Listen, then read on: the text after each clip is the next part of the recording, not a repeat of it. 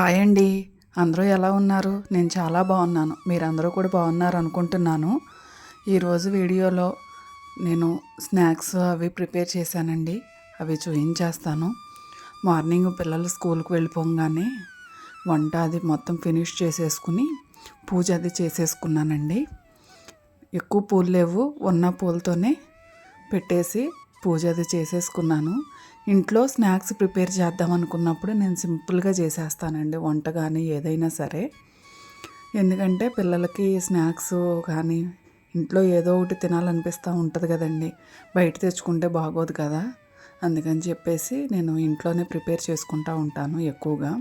ఎప్పుడో బయట తెప్పిస్తాను. ఈరోజైతే పాలకూర పప్పు చేశాను. అలానే అందులోకేమో వడియాలు వేయించేసాను. కొద్దిగా మామిడికాయ పచ్చడండి. ఊరగాయ ఉంటుంది కదా, మామిడికాయ ఊరగాయ. ఇక దాంతో ఈరోజు లంచ్ మాది అయిపోతుంది. ఇక మొత్తం నీట్గా ఫినిష్ చేసేసుకుని పని అంతా కూడా నేను కజ్జికాయలు చేద్దామని ప్రిపేర్ అయ్యానండి. అందుకోసం పిండి అయితే కొద్దిగా ముందే కలిపి పెట్టానులేండి, పూజ అది చేసుకునేసరికి నానుతుందని చెప్పేసి.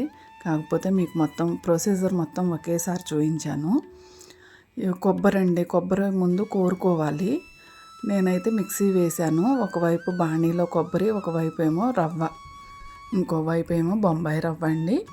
బాణీలో నెయ్యి వేసి నేను వేయిస్తున్నాను. బెల్లం వేసుకోవచ్చు, నేను షుగర్ వేసానండి. షుగర్ కూడా వేసుకోవచ్చు.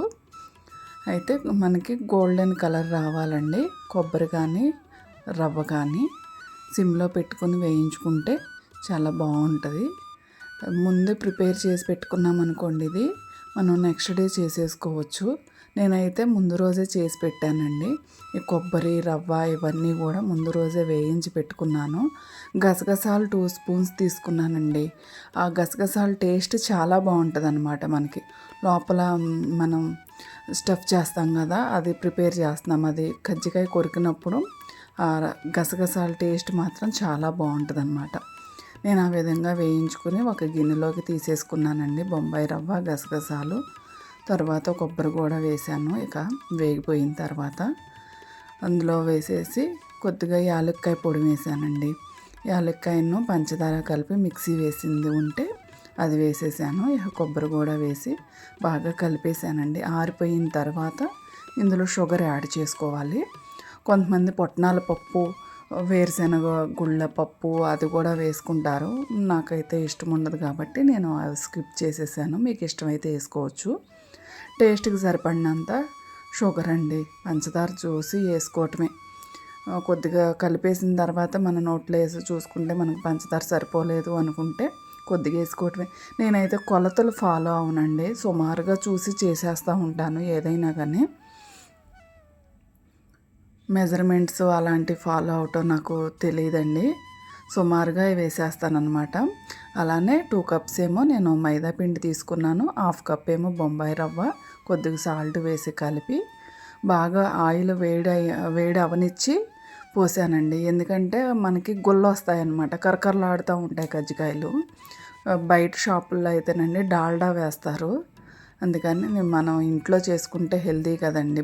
తినేవి కొంచెం చేసుకుని మనం ఇంట్లో తింటే మాత్రం హెల్దీగా మనం ఏదైనా తినొచ్చని నా అభిప్రాయం అండి. ఆ విధంగా చపాతీ పిండిలాగా కలిపేసుకుని లాస్ట్లో కొద్దిగా ఆయిల్ వేసి బాగా కలిపేసుకుని మనం పక్కన ఒక 1/2 అవర్ 1 అవర్ మ్యాగ్నేట్ అవనిస్తే చాలా బాగా వస్తాయి అన్నమాట. అంటే మనకి గుల్లది బాగా వచ్చి బాగా వస్తాయి. ఇక నా పని అంతా ఫినిష్ అయిపోయిన తర్వాత ఇప్పుడు స్టార్ట్ చేశానండి. ఒక్కొక్కటి కజ్జికాయల చెక్క అని ఉంటుంది. మామూలుగా వుడ్డివి ఉంటాయి, ప్లాస్టిక్వి మనం బయట కూడా కొనుక్కోవచ్చండి. అవైతే బయట కొనుక్కునేవైతే మామూలుగా సమోసా షేపు ఆ షేపుల్లో కూడా ఉంటున్నాయి, మనకు కావాల్సిన షేపుల్లో ఉంటున్నాయి. ఇవైతే కజ్జికాయల చెక్కలు కొంతమంది చెక్కవి చేపించుకుంటారు కదా, అలాంటిదేనండి ఇది. మనం ఆ చెక్కకు సరిపడినంత మనం చూసి చిన్న ఉండలు తీసుకోవాలండి. తీసుకుని మామూలుగా చపాతీ లాగానే చేసేసుకోవాలి. చేసుకుని ఆ చెక్క పైన పెట్టుకుని ఇక స్టఫ్ చేసుకోవాలండి. చూసారు కదా, ఆ చెక్కకి చుట్టూ కూడా కొద్దిగా పిండి పూసుకోవాలి. ఇది గోధుమ పిండితో కూడా చేసుకోవచ్చండి కజ్జికాయలు అనేది. నేను ఫస్ట్ టైం ట్రై చేశానండి. కజ్జికాయలు ఎప్పుడు కూడా అమ్మాళ్ళు చేసి పంపిస్తారు. ఈసారి నేను ట్రై చేశాను, బాగా వచ్చాయండి. ఆ విధంగా స్టఫ్ చేసేసుకుని గట్టిగా నొక్కేసి ఎగస్ట్రా ఉన్న పిండిని తీసేసుకుంటే సరిపోతుందండి. ఇక అన్నీ కూడా ఆ విధంగా ప్రిపేర్ చేసి పెట్టుకోవాలండి. నేను ఒకటే చేసి చూపించాను.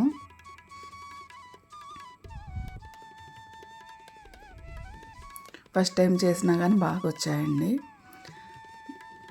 మామూలుగా హోమ్మేడ్యే తింటూ ఉంటాంలేండి. ఎక్కువగా నేను చేయకపోయినా అమ్మ వాళ్ళైనా చేసి పంపిస్తూ ఉంటారు. ఒకటి చెక్కలని, చెక్కుడాలు అలాంటివి ఏమీ లేకపోతే నేను చేసుకుంటూ ఉంటాను ఒకటి. ఆ విధంగా మొత్తం ప్రిపేర్ చేసి పెట్టేశానండి. ఇప్పుడు ఇక వేయించుకోవాలండి బాణీలో ఆయిల్ పోసి. నాకైతే మైదా పిండి కలిపింది ఇంకొద్దిగా మిగిలిందండి. దాన్ని బిస్కెట్లా చేసేస్తాను. ఇప్పుడు స్టవ్ పైన బాణీ పెట్టి ఆయిల్ పోసుకుందామండి.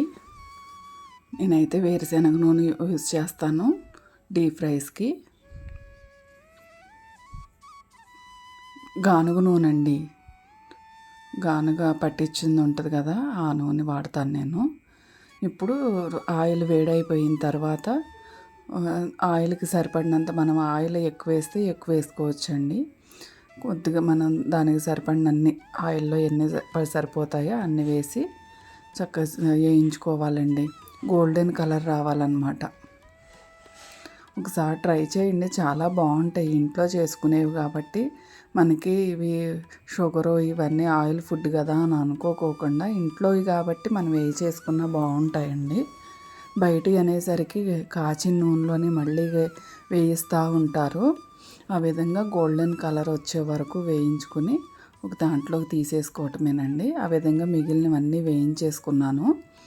చూశారు కదా, వేయించుకునే లోపల నాకు కొద్దిగా మైదా పిండి మిగిలింది అన్నాను కదా, వాటిని బిస్కెట్లాగా ఆ విధంగా కట్ చేశానండి.